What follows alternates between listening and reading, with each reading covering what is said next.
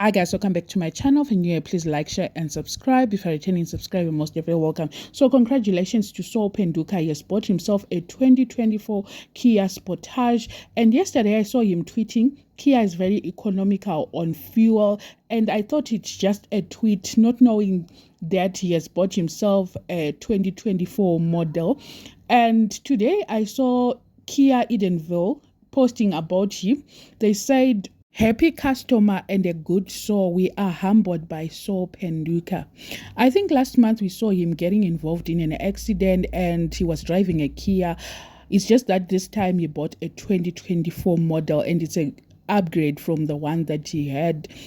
This guy deserves it. I think he works very hard entertaining us from Podcast and Chill and also Kaya FM. I was looking on the internet how much it cost, and I saw that it cost 716,905 cents. That's a huge amount, and if you can afford this, and people are saying it's probably credit and so on, but it doesn't matter as long as you're going to afford paying your monthly installments. That's all that matters. Let me know, guys, what you think about this, but I think it's a nice car, and congratulations once again to him.